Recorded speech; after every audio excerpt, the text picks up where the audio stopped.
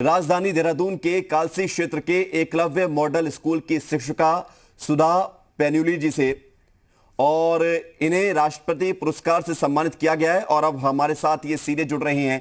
सुधा पैन्यूली जी, बहुत स्वागत है आपका जी उत्तर प्रदेश उत्तराखंड में। और सबसे पहले आपको बहुत बधाई, आज आपको राष्ट्रपति पुरस्कार से सम्मानित किया गया है, राष्ट्रीय शिक्षक का सम्मान मिला है। कैसा महसूस कर रही हैं? बहुत अच्छा लग रहा है, दिल से बहुत खुशी हो रही है। एक लंबी सेवा में किए गए हार्ड वर्क का जो रिवॉर्ड जब इस तरह के पुरस्कारों के रूप में मिलता है तो बहुत अच्छा लगता है। खुशी को शब्दों में बयां करना मुश्किल है और साथ ही साथ प्रेरणा मिलती है आगे और अच्छा करने के लिए। बिल्कुल।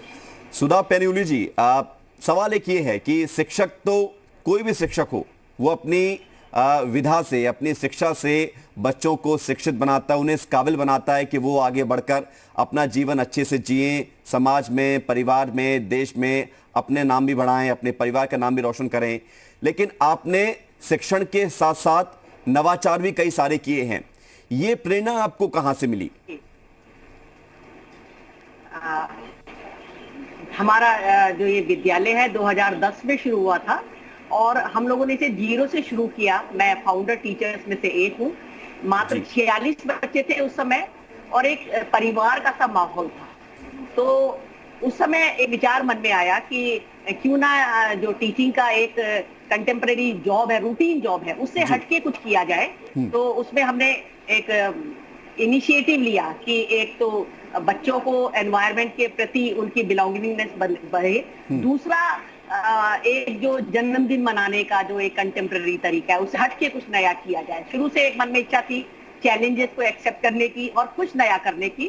तो वो बड़ा अच्छा सपोर्ट मिला और बड़ा अच्छा टीम वर्क की। बच्चा जन्मदिन पे पौधा लगाए और उसको नर्चर करे और नॉट ओनली स्टूडेंट्स बल्कि टीचर्स, स्टाफ और जितने गेस्ट और विजिटर्स इंक्लूडिंग माननीय मुख्यमंत्री जी से लेके और शिक्षा सचिव सब आए, सभी प्राउड फील करते हैं कि एकलव्य की वाटिका में उनका लगाया हुआ प्लांट भी है। बिल्कुल। लेकिन सुधा जी, चूंकि अब आपने ये नया नवाचार 2010 से इसकी शुरुआत की और बच्चों को एक नई प्रेरणा भी दी है कि कैसे वो छोटे छोटे कामों को भी एक अलग अंदाज में कर सकते हैं। खबर हमें यह भी मिली है कि आपने एक म्यूजियम का भी निर्माण किया है, जो पुराने सामान बच्चों के घरों में रहते हैं उनको इकट्ठा करके। ये कैसे ख्याल दिमाग में आया आपके? जी हाँ, हम लोगों ने ये देखा कि जैसे जैसे एडवांसमेंट हो रहा है तो जो हमारी पारंपरिक सांस्कृतिक विरासत है वो धीरे धीरे विलुप्त सी होती जा रही है। लोग जो है शॉर्टकट और ज्यादा सुविधाजनक जो लाइफ स्टाइल है उसकी तरफ आकर्षित हो रहे हैं। तो ये एक संदेश देना चाहते थे हम कि हमारी जो पारंपरिक चीजें हैं डे टू डे लाइफ से वो कितनी इम्पोर्टेंट है और उनकी उस धरोहर को संरक्षित रखना। तो हमने बच्चों से के साथ मिलकर एक छोटा सा पहले एक प्रोजेक्ट लिया कि बच्चे अपनी अपनी कम्युनिटी से संबंधित डे टू डे लाइफ का कोई भी आर्टिकल, वो टूटा फूटा किसी तरीके का उनके गोदाम में पड़ा हुआ है, किस तरीके से वो लेके आए और हम लोगों को, बाकी बच्चों को, बाकी लोगों को बताए उसका उनकी अपनी भाषा में क्या नाम है, उसका क्या इस्तेमाल है। और हमने बच्चों को जब कहा कि आपके नाम से हम विद्यालय के म्यूजियम में इसको एक जगह देंगे तो बच्चों ने बड़ा जोश दिखाया उसमें। और आज की डेट में हमारे पास 450 से 500 के लगभग ये आर्टिकल्स हैं, एंटीक पीसेज हैं और बड़ा एप्रिसिएशन मिलता है सबसे। निश्चित तौर पर। और आपने जो प्रेरणा दी है बच्चों को, उसी प्रेरणा की बदौलत बच्चे भी अपने आप से इसमें इन्वॉल्व कर पाते हैं, जोड़ पाते हैं इसको। सुधा जी, एक सवाल ये भी है कि शिक्षक बच्चों को ना सिर्फ पढ़ाते हैं बल्कि एक समाज का भी गणना करते हैं, समाज को स्थापित करते हैं। और समाज कैसा होगा, समाज किस दिशा में आगे बढ़ेगा, ये शिक्षक ही तय करते हैं। बच्चों में वो सारे गुण बचपन से माँ बाप तो डालते ही हैं, संस्कार देते हैं। एक शिक्षक के तौर पर स्कूल में लंबा वक्त बच्चे अपने शिक्षक के साथ गुजारते हैं। तो आपने कभी महसूस किया है कि बच्चे रुचि ज़्यादा दिखाते हैं, उनके पेरेंट्स भी उसी हिसाब से फिर उनको आगे बढ़ाते हैं? कुछ कठिनाइयाँ भी महसूस हुई होंगी आपको अपने इस लक्ष्य में?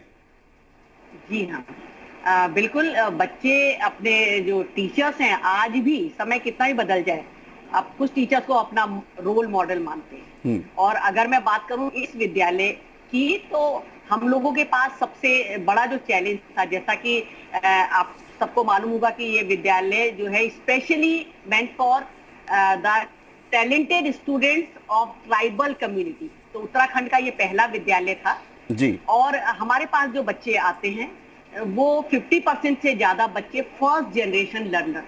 तो हम लोगों के लिए सबसे बड़ा जो चैलेंज है वो पहले उन्हें मुख्य धारा में लाना। लोकल डायलेक्ट बच्चों पे बड़ा हावी रहता है और तो पहले उनको शुद्ध हिंदी बोलना सिखाना, और मेरा सब्जेक्ट इंग्लिश है तो फिर उसको सिखाना। वो गणित के बाद दूसरा नाइटमेयर होता है इंग्लिश। देखिए सुधा जी, शिक्षक वो होते हैं जो कहा जाता है कि कितना भी चिकना घड़ा हो उसमें भी जान डाल देते हैं, और ज्ञान की परिभाषा ना सिर्फ शिक्षक के तौर पर बल्कि वो एक ज्ञान की गंगा बहाते। बहुत शुक्रिया आपका और बहुत धन्यवाद आपका हमारे साथ जुड़ने के लिए। उम्मीद यही है कि आपका जो लक्ष्य है, आप जिस लक्ष्य के साथ आगे बढ़ रही हैं, आप उसकी प्राप्ति भी करें और नए नए नवाचार करते हुए बच्चों को नई प्रेरणा दें।